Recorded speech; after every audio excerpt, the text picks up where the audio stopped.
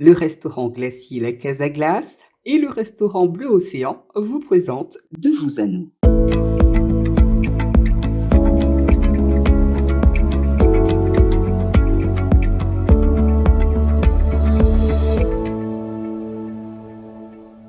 Salut à tous. L'artiste que nous recevons ce jour est né à Fort-de-France. C'est un auteur, compositeur, interprète et réalisateur. Encore enfant, Valé découvre les musiques que ses proches écoutent, surtout celles de son grand-père, des valses, du belay, la mazurka, beaucoup de musique traditionnelle, on va dire de chez nous, Eugène Mona, Kiali, Gertrude Sénat et j'en passe. En parallèle, son père vit, lui, de fortes expériences avec son groupe, les Mélodix, et leur titre. Grâce à lui, Valé découvre le monde de la scène. Un jour, ce sera son tour, bien qu'il ne le sait pas encore. Il est captivé quand il découvre Bob Marley et moi donc.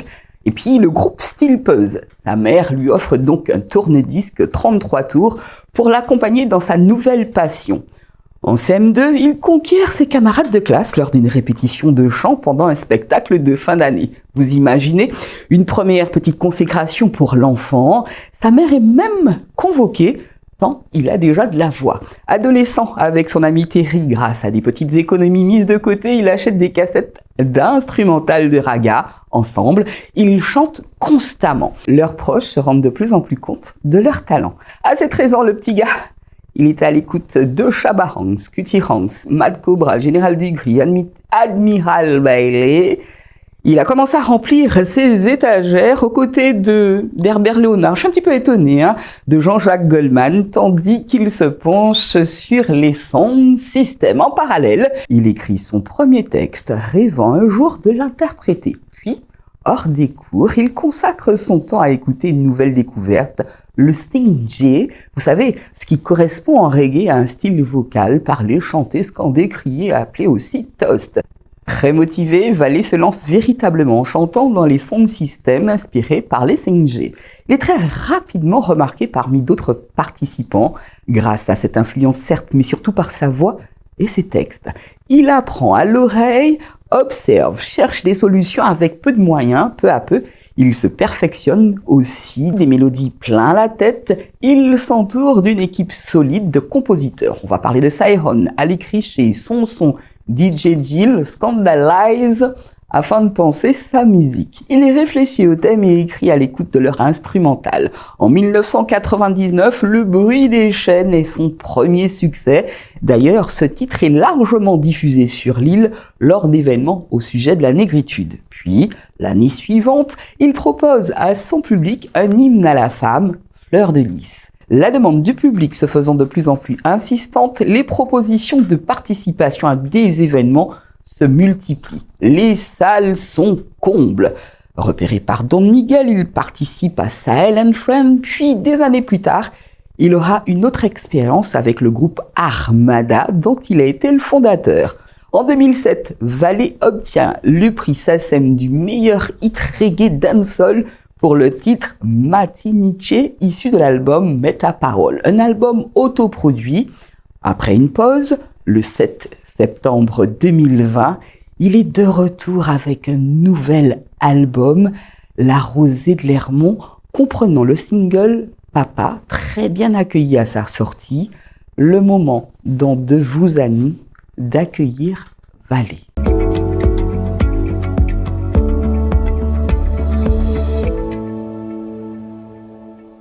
Salut Valé, comment tu vas? Salut Canel, ça va comme le temps. Contente de te voir aussi rayonnant, parce que moi c'est ce que je perçois, un peu de barbe blanche, mais c'est là, on va dire la sagesse ou la vieillesse? La sagesse. Ah, bien.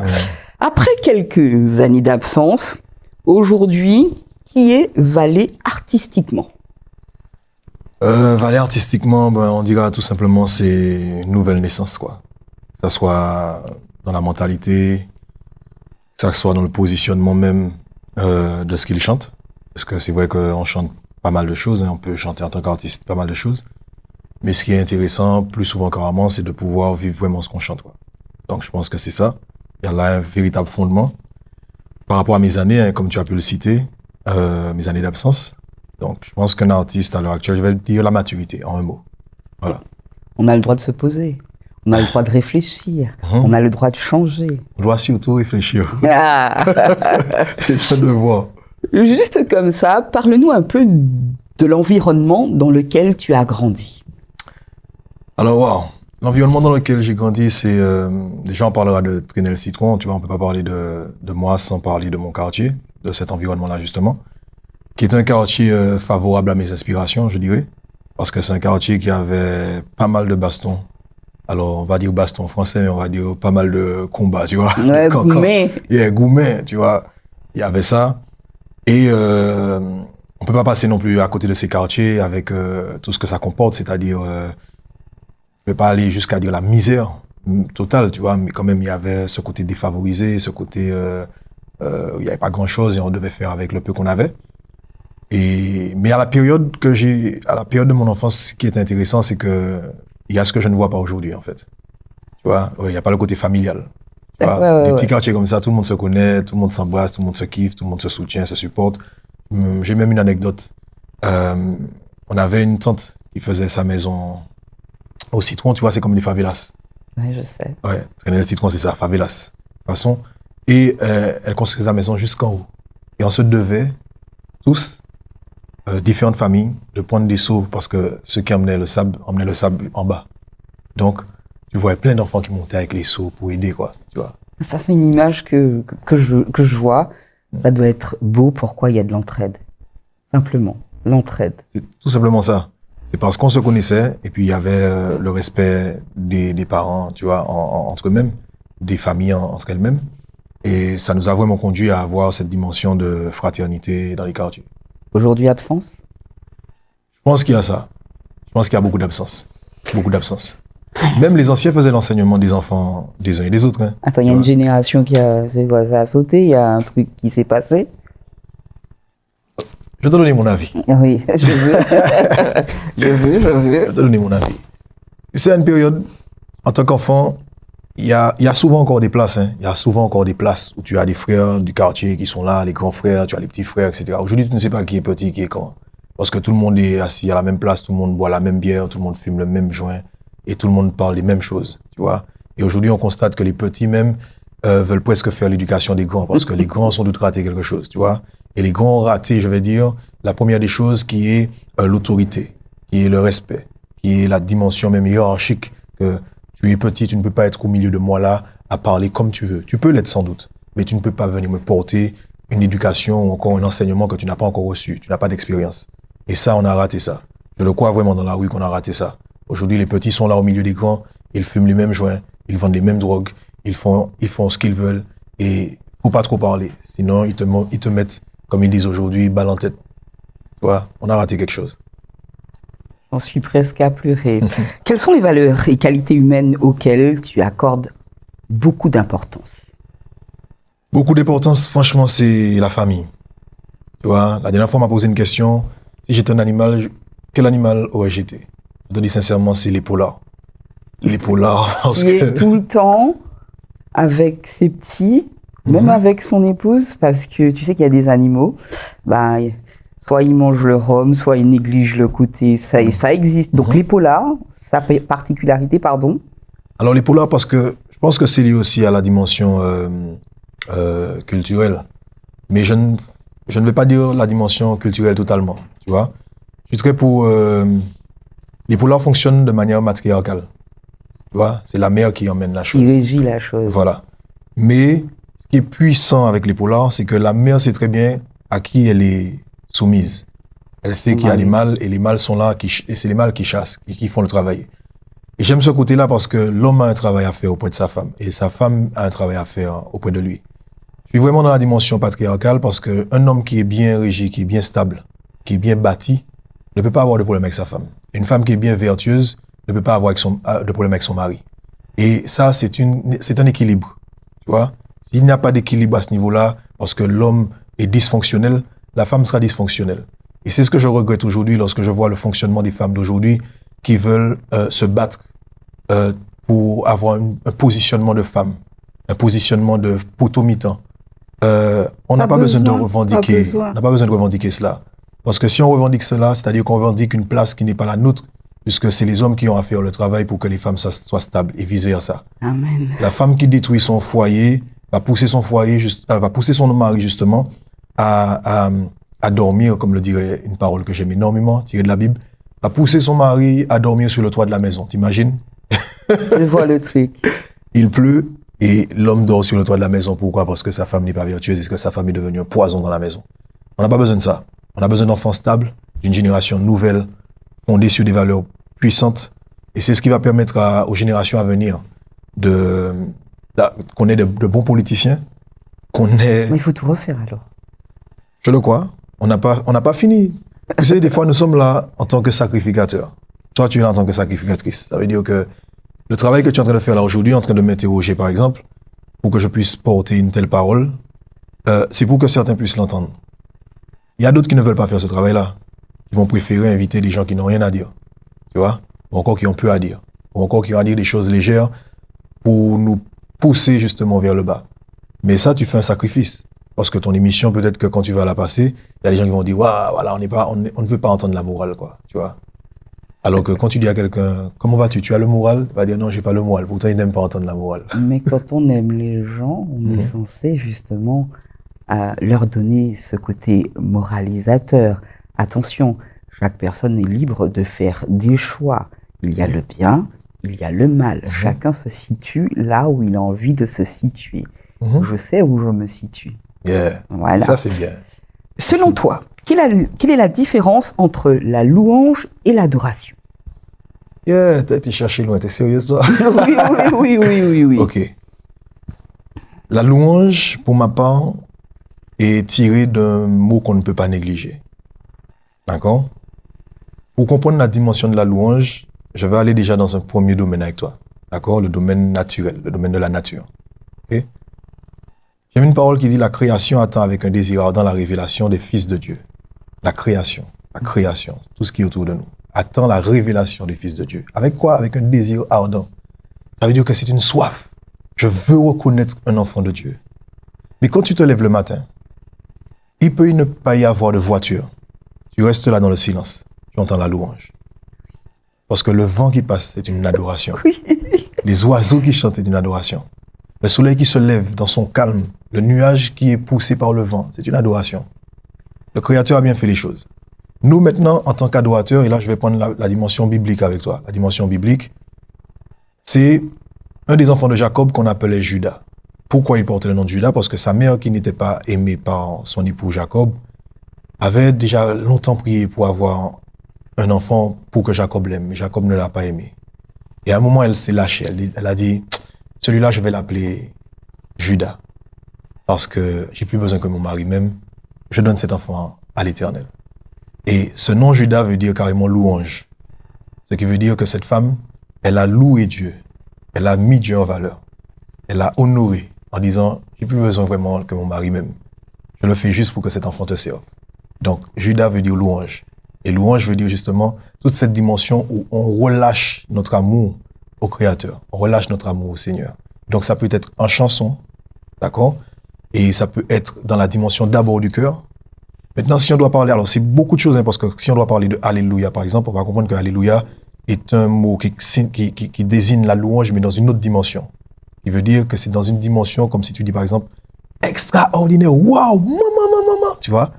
Alléluia, c'est ça. Ça veut dire quand tu dis Alléluia, c'est louer Dieu, mais dans une dimension où il n'y a pas de limite, tu vois? Et puis adorer, c'est plus dans la dimension de psalmodier, dans une dimension poétique, dans une dimension avec les mots, avec la parole. Mais les deux sont liés. On ne peut pas forcément les dissocier, mais les deux sont liés. Il y a eu un moment d'absence. Là, je suis en train de boire tes paroles. Je t'écoute avec beaucoup d'attention et beaucoup de respect. Il a fallu du calme pour avoir tous ces mots, pour vivre ce que tu vis. Alors, je ne sais pas comment t'expliquer. Ton visage, à un certain moment, je suis en train de converser avec toi, il est un moment sérieux. Après, il est détendu, il est jovial, mais il est surtout en paix. C'est ce que j'en vois. C'est ce moment de calme qui a amené tout cela en toi. La parole, le fait de te voir poser, la joie et également le sérieux? Alors, ce moment de calme a été vraiment très important. C'est vrai que je n'en ai pas encore parlé, c'est volontaire, mais vraiment. Mais on a tendance à te dire que si tu veux savoir comment les gens t'aiment ou bien comment on t'enterre, fais semblant de mourir. Des fois, tu n'as même pas besoin de faire semblant. Pas besoin de faire semblant. On t'enterre même vivant, tu vois. Mais bon, ce qui est intéressant, c'est que tout cela est bon pour qu'un homme change ou encore qu'il progresse. Celui qui ne reconnaît pas qu'il a besoin de changement, pour ma part, reste un homme bloqué. Un arbre réel, un arbre planté dans la terre ne va pas rester une graine. Elle doit mourir à elle-même. Et lorsque cette graine meurt, elle donne une plante. Et cette plante, justement, porte des fruits. Si nous voulons à tout prix changer, nous devons apprendre à mourir. Et c'est ce qui s'est passé lorsque j'ai fait déjà le choix, au niveau de ma foi, de donner ma vie à Christ. Et par la suite, ce n'est pas comme si c'est une transformation parce qu'on est resté dans le silence. C'est une transformation aussi dans l'épreuve. C'est-à-dire qu'on se retrouve dans des situations où on se dit, mais je comprends pas pourquoi je vis ça, quoi. Tu vois. Alors que j'étais dans mon fonctionnement auparavant, qui était pour certains dysfonctionnel, pour d'autres c'était une gloire. Mais lorsque je suis conduit à comprendre que ma vie n'est pas celle qu'elle doit être, je me rends compte que je dois mourir à moi-même, que les caractères doivent mourir. Je me vois là, mais je n'ai pas du genre à trop parler. Tu vois, j'ai pas du genre à trop parler. Quand il y avait le feu, je pouvais même souffler sous la braise. Ouais. Tu vois, mais sans pour cela me faire voir. Et s'il y avait problème, tu pouvais me trouver aussi, quoi. Tu vois. Mais ce qui est intéressant, c'est qu'aujourd'hui, c'est pas une gloire pour moi. La seule gloire que je peux mettre en avant et élever aujourd'hui, c'est cette dimension d'avoir changé, d'être dans une autre dimension. Alors, ça me vient tout de suite. D'où la calomnie. Oh, God. La calomnie est... Oui, parce qu'il y en a beaucoup qui ne comprennent pas le changement. Et on vient, alors j'entends, tu n'es pas le seul. Hein. Ils sont cassants et méprisants quand tu t'intéresses à l'Éternel. Jésus, il a bien vécu des choses, il est mort à la croix pour nous. On est d'accord. D'où la calomnie. Je dis calomnie, pourquoi? Parce que ce morceau, je l'ai... Enfin, hier soir, j'étais sur ta musique énormément. Et ce morceau, Calomnie, m'a touché. Et là, quand je t'entends parler, je vois ça tout de suite. Dès qu'il y a changement, les gens, quand ils comprennent pas, ils te jettent aux orties. Même si tu renais, c'est pas grave. Tu sais pourquoi tu renais, il me semble. Il y a plusieurs raisons. Oui. C'est terrible. Mais tu vois, tu m'interpelles énormément, tu vois, dans cette dimension de calomnie. Parce que j'aimerais dire à quelqu'un quelque chose. Mais vraiment. Dans la parole de Dieu, il est dit clairement que nous allons être rejetés. T'imagines depuis quand ça a été écrit? Nous allons être rejetés à cause du nom de Christ. Tu sais depuis quand ça a été écrit? Si c'est un livre faux, que cela ne se produise pas. Que lorsque je change, que les gens m'aiment, que les gens m'enrichissent. Et quand j'ai fait ce choix-là, j'ai fait ce choix avec cette pleine compréhension que j'allais être rejeté. Et je n'ai aucun problème avec ça. Parce que si ça a été écrit plus de 2000 ans avant, et que ça se réalise là, la parole elle est prophétique. D'accord? Donc, je vis ce que je vis. Ça, c'est une chose. Maintenant, j'aimerais parler encore à quelqu'un. Arrêtez avec vos hypocrisies. Parce que si j'étais junkie, si j'étais violeur, si j'étais voleur, et que j'étais une abomination aux yeux du monde, et que les gens me voyaient dans la rue couché à terre, certains auraient dit, on est quand même tellement qu'il a changé. Aujourd'hui, je ne suis pas un junkie, je n'ai pas été un voleur, je n'ai pas été un si. J'ai changé. C'est quoi le problème? C'est quoi le problème?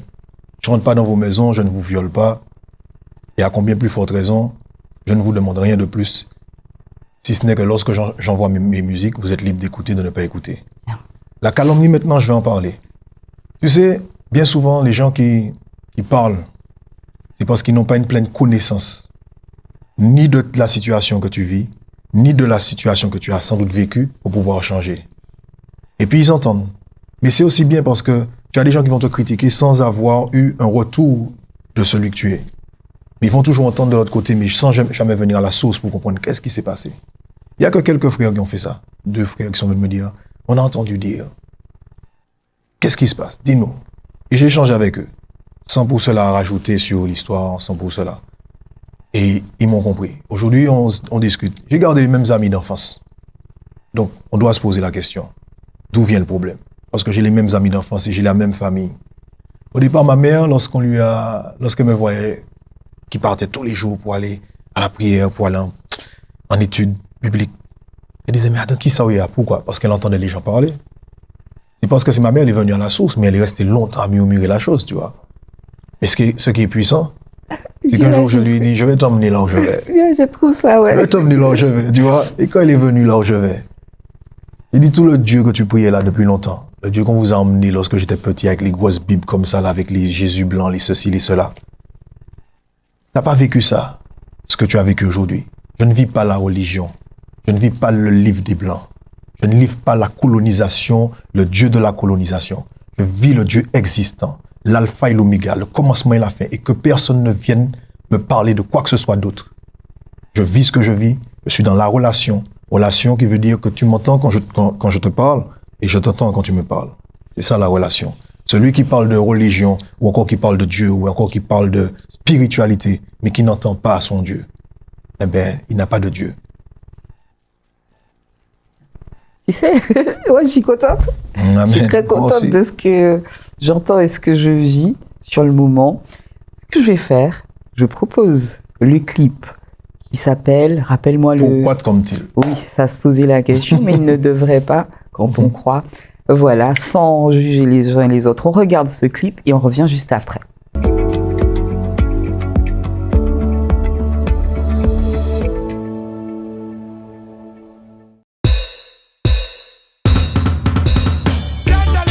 Il sert à quoi l'homme de gagner l'univers? Yeah, yeah, yeah. Mourir sous les flèches de les flammes du shaitan. Petits dieux, ils sont des petits dieux qui tomberont comme des malheureux, pauvres malheureux. Chacun est prêt à tuer pour faire valoir son opinion. De plus en plus haute est la tour de la confusion. L'homme qui possède des richesses ne peut acheter une place dans le royaume. Penses-tu qu'il a plus de pouvoir que celui qui siège sur le trône? Alors, pourquoi tremble-t-il quand la terre tremble? De quoi ont-ils peur? Que la foule s'abasse sur leur temple? Alors, pourquoi craignent-ils que la mer et le vent grondent? De quoi ont-ils peur? Que la mort vienne frapper à leur porte? Ils veulent décocher la lune alors qu'elle est si loin d'eux. Font pousser le bitume dans les dunes. Ils sont prétentieux, si loin de Penseur est certain de tout connaître. L'homme défie les lois du plus grand des architectes. Ouais. Babel n'a-t-il pas connu l'échec? Si tu penses que je blasphème, réponds-moi alors. Pourquoi tremble-t-il quand la terre tremble? De quoi ont-ils peur? Que la foule s'abasse sur leur temple? Alors, pourquoi craignent-ils que la mer et les vents grondent? De quoi ont-ils peur? Que la mort vienne frapper à leur porte? L'Éternel endurcit leur cœur comme Pharaon et fait tomber leur secte. Abat leur citadelle, leur religion et les fondements de leur secte. Multiplie les miracles, fait tomber la pluie dans les déserts les plus secs. Voici que vient s'accomplir la prophétie des prophètes. J'entends les sages qui osent dire que le ciel est leur limite, ouais. Qu'ils l'atteindront dans l'avenir. C'est que plus grand que les y évite, ouais. Mais pourquoi tremble-t-il quand la terre tremble? De quoi ont-ils peur? Que la foule s'abasse sur leur temple? Alors, pourquoi tremble-t-il quand la mer et le vent grondent?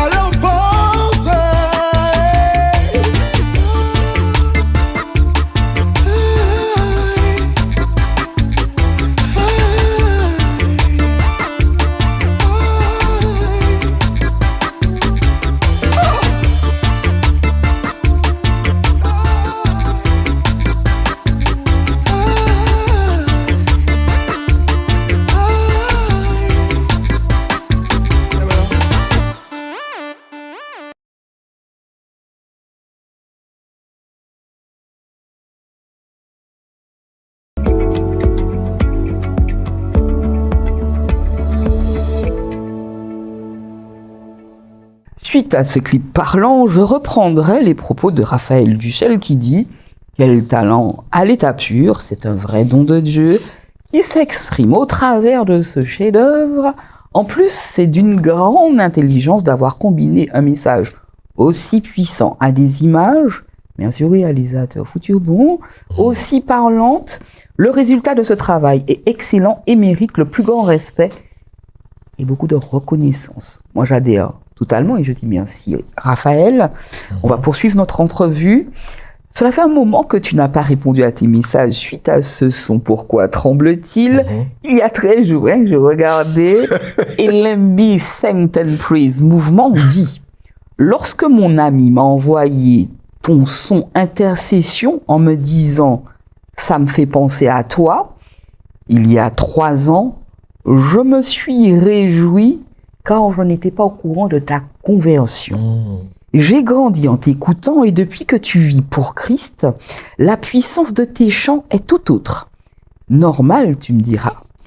Quel plaisir, frère, et qui sait, si Dieu le permet, un jour une collaboration. Donc il souhaite chanter avec toi, comme Olivier Lussonnet d'ailleurs.